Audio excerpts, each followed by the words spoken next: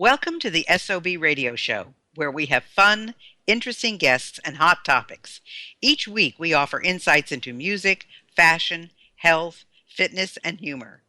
Do you have the perfect guest for us to interview? I want to know. Drop me a line on our Facebook page at SpunkyOldBroad1 or reach out to me on our website at spunkyoldbroad.com. And now, back to the show. My guest today is Sherry Anshara. She is an international best-selling author, professional speaker, former radio host of Conscious Healing, and contributing writer to national and international publications on the subject of the Anshara method of accelerated healing and abundance and overall wellness. Sherry utilizes her experience and expertise as a medical intuitive and success coach as the foundation of her groundbreaking work with Cellular Memory, which she calls the Anshara method. Through the Anshara method, you access your cellular memories, which hold the root causes of your symptoms, whether mental, physical, emotional, spiritual, or financial.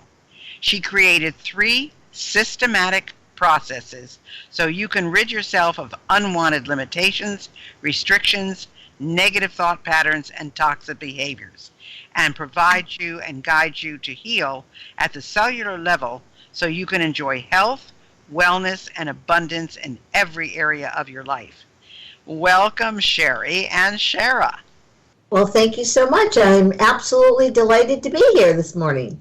Well, this is going to be a fun interview because these are things that I think people always have questions about, and I'm sure there are a lot of questioning people in our audience as well. So let's talk about how you came up with this. How did you come up with the Anshara method of accelerated healing and abundance? Was it a vision? Was it something that you discovered through practice? How did this all come about? Well, in 1991, I had my 3rd near-death experience, and I was 15 feet underwater, upside down in the Connecticut River, helping, I only assist now, a drunk woman, and the car accelerated and went 40 feet in the air, turned over, and the rest is history. So I had a broken back, a broken neck, a really injured head, and a brain out of place. And so going from a very, very, very successful businesswoman, and I'm sure some of your listeners would laugh, I was actually sued for alimony, but it's all good. I don't have any anger about it. It's really funny now. But from that experience, my life changed drastically.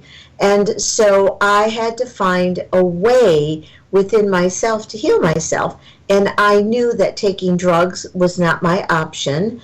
I knew that the, quote, normal protocols to heal were not my options. So I began to investigate within myself that there had to be something even clearer in the body that we did not know about. And that's when I came up with the cellular memory. And the example is if you cut your hand, it heals itself. Isn't that correct? Yes, it is. You don't have to think about it. You don't have to do anything really. You might put something topically on it. Well, I was just going to say I put my Neosporin on. Exactly. But the body is really healing from the inside out, not the outside in. And so when I began to talk about cellular memory and began to write my first book in 1991 after this accident, people would say, especially in the medical community, oh, that's okay, dear, have this pill, you'll feel better. But the fact is, all of that has now been through research corroborated. But I had a business background, not a medical background. But I began to study the human body starting with myself. And so I work very long hours. I don't like the word work because I love it.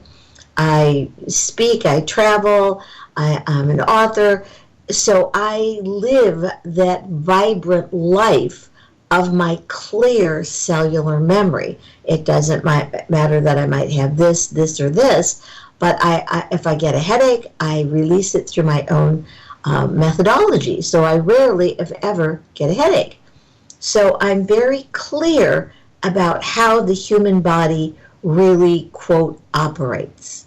So Well, that Sherry, I've got to ask you this, and I hope you don't mind me asking you, but everybody knows how old I am, and you keep a frantic schedule. Would you mind telling our listeners how old you are? no, I don't have a problem with that at all. Actually, next month, I will be 75. And listeners, you can see how energetic she is. She is all over the place. She is always traveling. She's always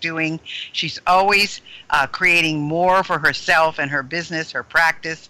And as most of you know, I'm 80 and I go like crazy, and nobody figures out how I do it, except I take really good care of myself.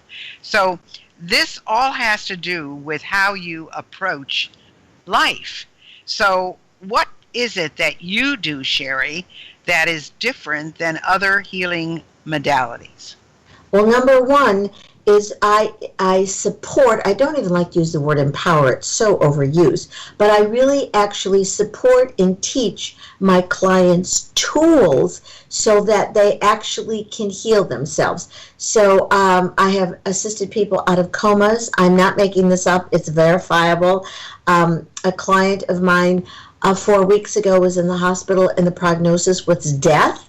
And not only is she not dead, she's actually working on a project with me. I have worked with pregnant couples and talked to the baby through the whole birth process of the 9 months. And they have told me things that, even as an intuitive, it's so specific to their family that it isn't even something you would even consider. And because we are consciousness, not belief systems. So because we have belief systems, what's the first letter of the word belief? B. And the first letter of the word system? S. And so each decade has that. We have these belief systems that really separate ourselves from ourselves. It's called duality. And I'm getting ready to launch a new book called Take Back Your Power, You Becoming You. It's a rewrite of the first book that I started in 91. And I have to say, because it was so outrageous, no one would publish my first 2 books. So then I just started self-publishing, and now it's really accepted. So I look through my life, and I did many things that, quote, women in my age group through these ages and stages didn't do. But I always knew intuitively, intrinsically. See, our intuition is not woo-woo. Our intuition is our gut, our guide. And the more we listen to the intelligence and intellect in our body, we will get to it. Because I'm telling you, our brain does not have any intelligence, and I've proven it. So I love my brain. I utilize it as a tool. And I teach individuals, whatever age or stage it is, how to access that intelligence in the body by becoming in charge of both sides of the brain. So I'll just tell you this. I was actually studied at the University of Arizona, recommended by a doctor from Harvard, of how I could do the things I do.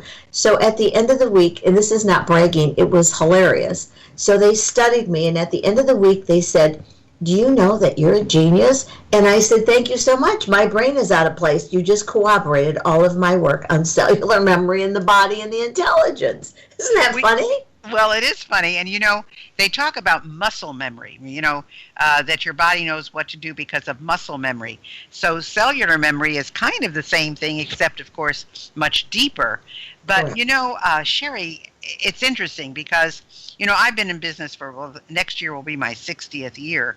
And I started in business when women weren't there either. And when I first I went into business, and most of the people I dealt with were men, but I never really experienced harassment or discrimination. And I think it's because I owned my own business. Nobody could say you're fired. I guess some clients could, but basically they couldn't say you're fired. However, I know that when I went on the road as a speaker, there were very few women speakers. And there were a lot of people who, just didn't, they didn't really want to accept it, except the fact that I had a doctor in front of my name. I wore power clothes, and I took power stances on the stage. And I figured if I got them in the first 10 seconds, I had them, and if I didn't, well, too bad. But, you were doing this, and you're right, at a time when not only were you a woman doing this, but also you were talking about things that were not accepted. That's another portion of this. They were just not accepted. So the fact that, you've gone through all this and you've proven your theories, etc., is really incredible. So my next question to you is, how do you heal people? Well, that's the trick. I don't heal people. And I get really, I probably could sound incredibly judgmental. I'm not. When people say they're going to heal someone, that is not the truth. That's taking away their power. I'm a facilitator for them. What I do have in the Anshara method of accelerated healing and abundance is allow people to connect to the origination point of the emotional and the trauma drama. All emotion creates all disease. There isn't one disease or dis-ease, addiction, affliction, whatever in the body that it is not emotionally based or memorized. The thing about cellular memory is the disease is a memorization based on, I teach wordology as your biology. I was just talking to a woman when I was in Miami over the weekend that said, you know what, I have fingers that are just like my mom's, and they're going to be that way. And she was, a little up there in age too, whatever that means. And I said, no. And she said, oh my God, I'm doing what my mother said, that you're just like me. That is not the truth. You are your own unique you. And so that is why the methodology, so I've had clients with stage 4 cancer with 2 months to live. They're still alive. I've actually assisted some young millennials to get off of crystal meth. That is very difficult. So depression. So what I've done is I've cored, like to the core of an issue. And it sounds simplistic, and I'm telling you it is. So depression is deepest disappointment, and anxiety is unrealistic expectations, and fibromyalgia is rigid belief systems. This is not judging anyone, but when they get to that original experience, they'll go, oh my God. So wherever that is in the emotionality, say you're stuck at 6, it doesn't matter what the age is. When something gets triggered, you're still emotionally 6 years old without experience. So I want to make sure I understand this. Are you saying that most of the people, or many of the people who are going to doctors for whatever condition, or are in hospitals for whatever condition, don't really need to be there? I mean, there's got to be some type of illness or something that can't be solved with your methodology, or am I incorrect? No, the fact is, I'm not saying people shouldn't be in the hospital, but the fact is we have to look at the emotionality. So believe me, I work with a lot of doctors. One of my doctor associates I've worked with over 500 of his patients over the phone. He's in Ohio. And I will have to tell you, if you're in that Ohio area or Pennsylvania or Michigan, his name is Dr. Anup Kanodia, Kanoida. He is one of the most brilliant doctors, one of the leading cancer doctors in the world. And they actually came to me, some of the doctors that I work with, and they're functional medicine doctors. I'm certainly not wronging allopathic because I work with allopathic, but they came to me as clients. Because they're people. It doesn't matter what we do. So I've worked with CEOs and I've worked with babies. And I will tell you, one of my most brilliant clients was 18 months old. And someone said, how can you work with an 18-month-old? Much easier than a program 50-year-old, let me tell you. So, but every disease has an emotional component. And I've been doing this since 1991 when that happened. And it made such a huge change. But I studied myself first. Why did I create everything? Now, this is a hard sometimes pill to swallow. We create everything in our lives, everything, good, bad, or indifferent, but we take the judgment out of it out of the Anshara method and look at the facts. You know yourself, when you stick to the facts, you get the answers. If we are emotional about it, we cannot see the facts. Well, that is true. That is true. So you just mentioned something before, that you work with this doctor and you worked with his patients on the phone. Correct. So how do people mostly work with you through the phone or through Zoom or through something like that, or is most of your practice in person? I would say 20 to 25% is over the phone or over Zoom or Skype, and the rest is in person. And plus, I also teach courses. I have one coming up in August, the weekend of the 17th, 18th, and 19th. And it's really utilizing your intuitiveness for your health and for your wealth, because it's the same. So if having wealth and you're not healthy, then what's the point? So I work with individuals in different ways. I have a VIP package. People fly in from around the country, and I will spend 1 or 2 VIP days with them, just with them. And the results are really, I'm not going to use the word miraculous, but that's how they describe it. And it doesn't matter what their age or stage is. I receive, this is not tooting my horn, but wonderful, wonderful thank you notes of how it assisted their business. I've even gone into some of my clients' businesses, and that's changed. And I have a book out. It actually went international in 6 countries, and you can get it on Amazon, I think for $9.99. It's called The Intelligence Code. And the reason that I bring this up is that it was written by 14 of my clients. I asked to interview them, and they wrote their own chapters. Wow, that's amazing. I know that I have several friends who are intuitives, and not necessarily medical intuitives, but intuitives. And I know the belief, I know what they teach, I know their clients, and it is absolutely amazing. And I think that it's just wonderful, what you're doing. So you've given us some, but give us some more of the kind of results that your clients and students experience. What are some of the things that they experience?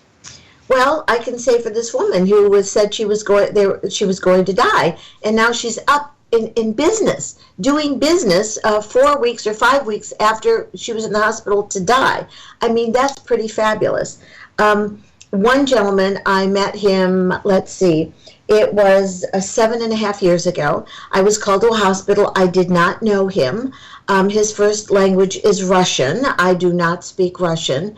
And the medical staff at first was very upset I was there, but by the next day he came out. He had had 3 brain surgeries from an auto accident from Friday to Sunday. And I got there on a Monday. For 5 days later, he was in rehab.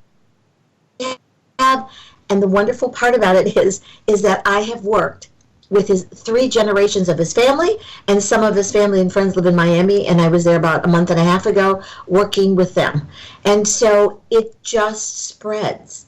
When people have that and if you looked at this gentleman, you would, and he's a very tall Russian man, and you would never know unless he bent his head over that there had been an operation 3, let alone the accident.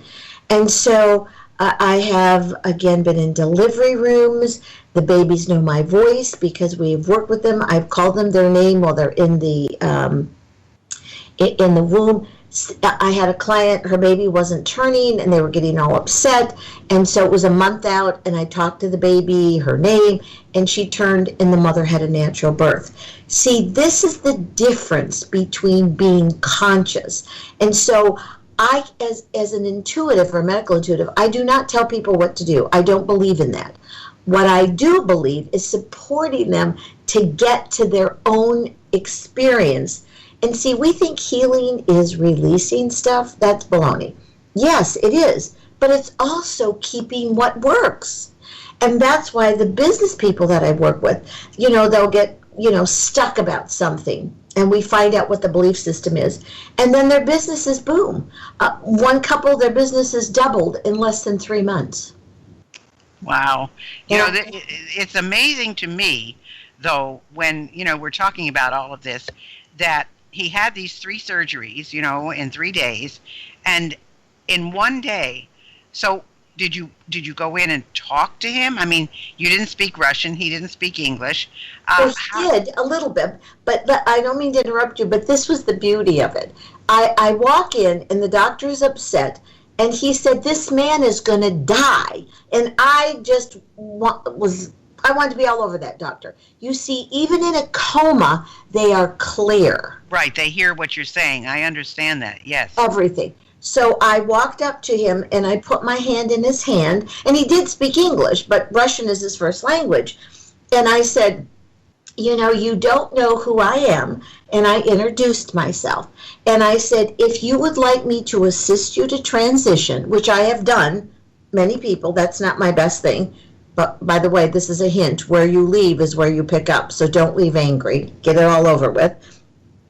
And so I put my hand and I said, if you would like to live, give me a sign. He was under propofol and morphine. That is the protocol. And you know what he did? He squeezed my hand. Wow. And I said, all right, I'm in. I'm with you. And we're getting ready. And that's what's going to happen. Another client had been in the hospital. He was in his 80s, or late 70s or 80s. And they said he was the oldest on the floor and he was going to die. And his family who knew me, and he was a professor, brilliant man. And I went in the hospital, and 3 days later he was out. Wow. You see, your body is the intelligence. The brain is the computer. And what I teach people to utilize their own intuitive powers within themselves. I actually have tools, practical tools that I show people how to utilize. I use a lot of humor because humor is the best medicine. Laughter is. And so even though they may be in dire straits and it's completely serious, we still are able, because we've been told it's frequency and vibration, so I'm giving you all a tip here. Frequency and vibration is a byproduct of resonance. It's how you resonate. Go ahead. So you're talking about speaking to the babies in the womb. You talk about this 3-day process. How do people work with you over such a long period of time? Let's just take the baby, for example. It's in the womb for 9 months. How long do you talk to it? How do you talk to it? Do you have to be, I guess you have to be there in person to do that. So it's just, I'm sure these are questions that our listeners are thinking as they're listening to you. Not necessarily. A woman called me a few years ago, and she was in Flagstaff, and I'm in Scottsdale. And she said, I'm having a difficulty with my baby. And so I said, okay, well, put the phone up to your womb. And I talked to the baby, and then the baby started turning.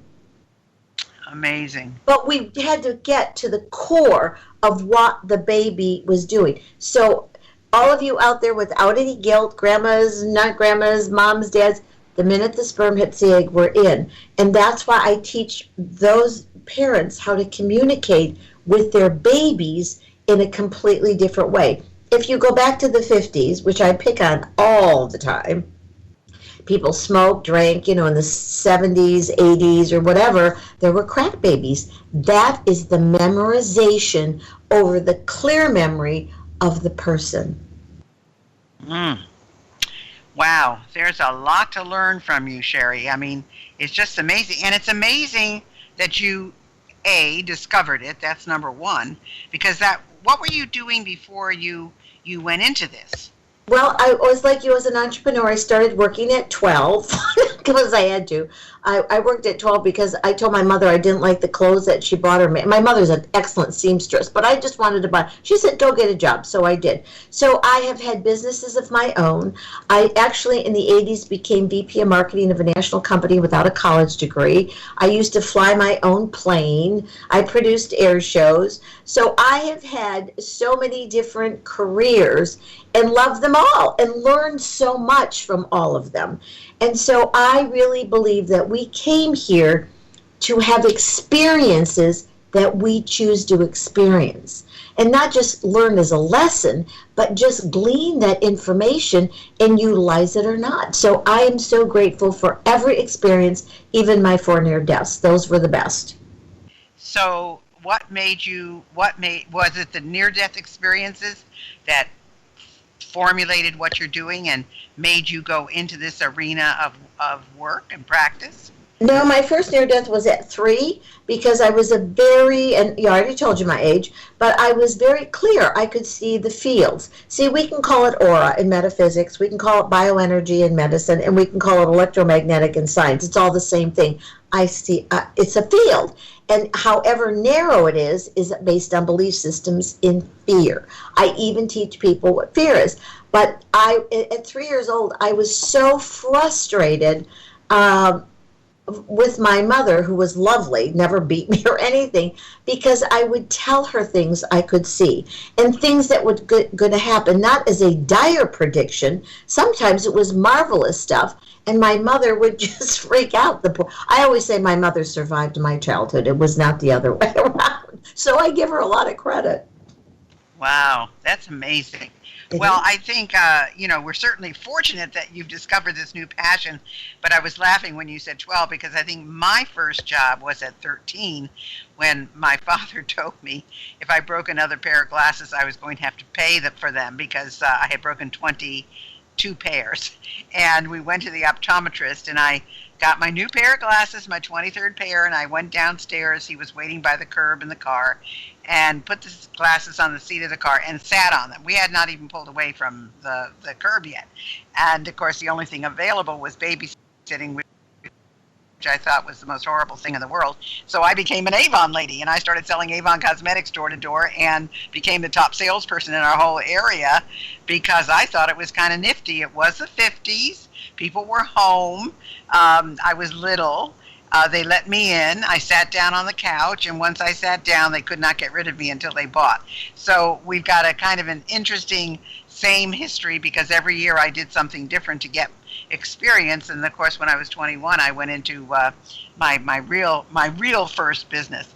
But it's so interesting, Sherry, all the things that you are doing, and I just think it's amazing. So I guess my next question is, does it take a long time to get these results? I mean, does it take a lot of sessions or does it vary or how does that work? It just depends. So in this man that was in the coma, I went every day for an hour, and 5 days later, that's 5 hours. That's 5 hours in his entire life. That's nothing. That is not even a blink of an eyelash. Exactly right. Wow.